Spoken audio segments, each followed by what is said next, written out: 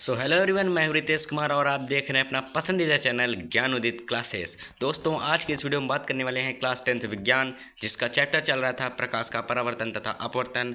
ये हमारा lecture number 2 है। यदि आपने वीडियो नहीं देखी है तो आपको इस वीडियो के डिस्क्रिप्शन बॉक्स में उसकी लिंक दे दी जाएगी, आप वहाँ से उन वीडियोज़ को ज़रूर कवर कर लें। तो आज के वीडियो में हम क्या बात करने वाले हैं? दर्पण।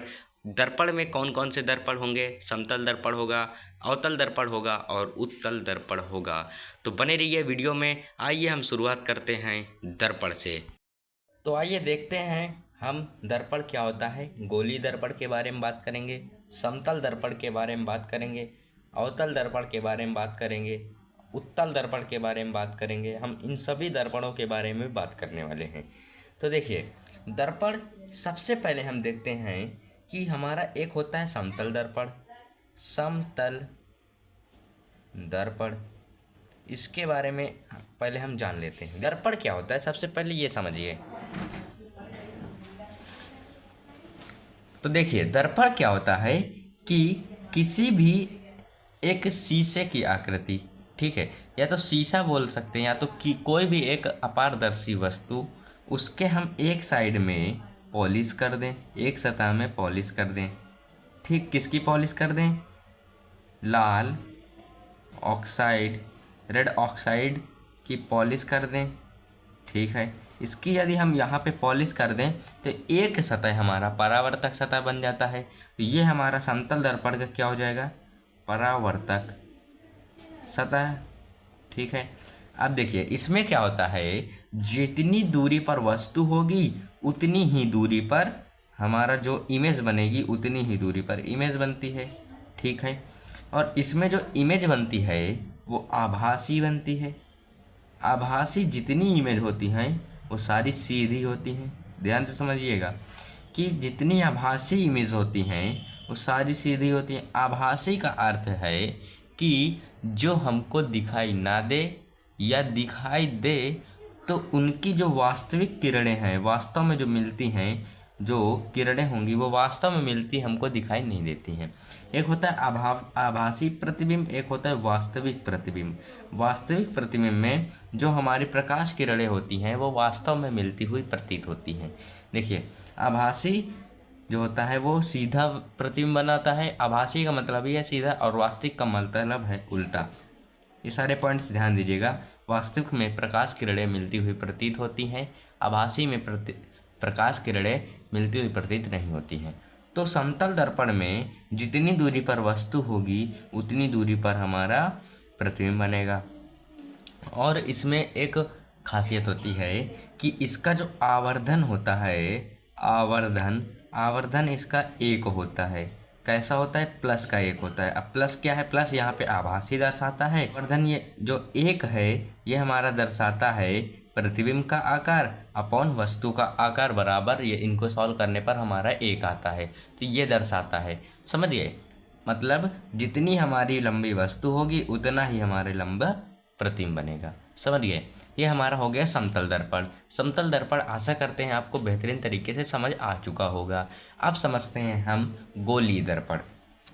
तो देखिए, गोलीय दर्पण क्या होता है? गोलीय दर्पण कांच के एक खोखले गोले का काटा गया भाग होता है, जिसके एक तल पर पारे की कलाई तथा लाल ऑक्साइड का पेंट होता है, दूसरा तल परावर्तक तल होता है। गोलीय दर्पण के दो प्रकार हैं।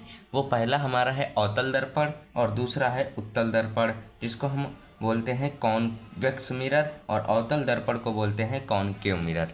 सबसे पहले समझते हैं गोलीय दर्पण क्या है। देखिए, गोलीय दर्पण कांच के खोखले गोले का एक काटा हुआ भाग होता है। जैसे मान लीजिए कांच का एक खोखला गोला है। ध्यान समझिए कि ये कांच का एक खोखला गोला है जिसको हमने एक इतना काट लिया। ठीक है, काट लिया तो इसका आकार कुछ इस टाइप से आएगा। अब इधर वाला जो बचेगा उसका आकार कुछ इस टाइप से आएगा। ठीक है, समझते चलिएगा। अब देखिए इस तरह से आएगा। अब इसमें है कि काटा हुआ हिस्सा होता है, काट लिया हमने हिस्सा। अब इसके एक तल पर पारे की कलाई तथा लाल ऑक्साइड का पेंट होता है।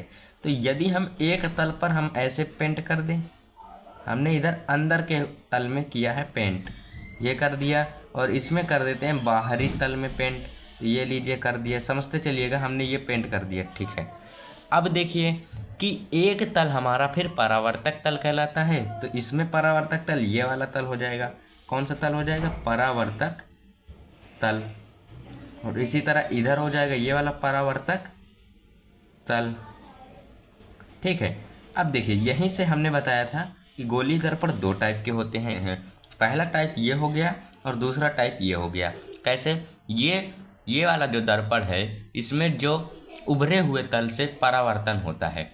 उभरे से मतलब है उभरा, तो उससे जो आएगा वो हो जाएगा उत्तल। याद करने की ट्रिक है कि उत्तल दर्पण हो जाएगा ये वाला, ठीक है। अब जिसमें अंदर हुए तल से परावर्तन होता है, ये अंदर वाला तल है ना, और ये उभरा हुआ था, ये अंदर वाला है, तो अंदर अंदर, तो आ से आ गया तो अवतल दर्पण। कौन सा दर्पण? अवतल दर्पण। तो इस तरह से हम जान सकते हैं कि जो हमारा स्फेरिकल मिरर होता है वो हमारे टू टाइप्स के होते हैं। पहला जो टाइप है हमारा वो है कॉन्वेक्स मिरर और ये है कॉनकेव मिरर। तो समझ गए होंगे आप कि गोलीय दर्पण क्या होता है। तो हमने क्या क्या जाना? समतल दर्पण क्या होता है, गोलीय दर्पण टू टाइप्स पढ़े, उत्तल दर्पण और अवतल दर्पण। अब हम जानेंगे गोलीय दर्पणों से संबंधित कुछ परिभाषाएं।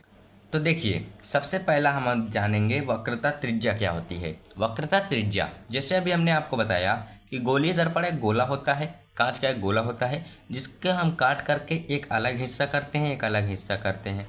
तो जब भी कोई केंद्र मतलब गोला बनता है तो उसका कोई एक केंद्र होता है। तो जहाँ जिस केंद्र से उस गोले की या उस दर्पण की माप होगी वही हमारी वक्रता त्रिज्या कहलाएगी।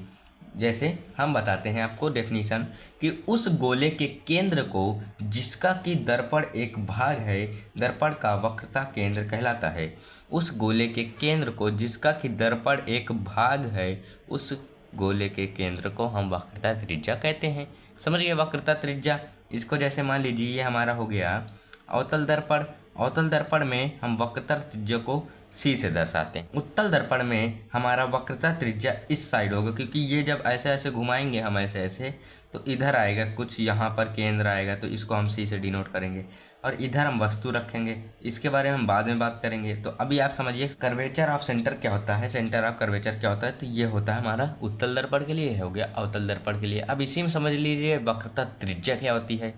तो यहाँ पे हमने वक्रता त्रिज्या डाल दिया है, जबकि यहाँ पे होना चाहिए वक्रता केंद्र।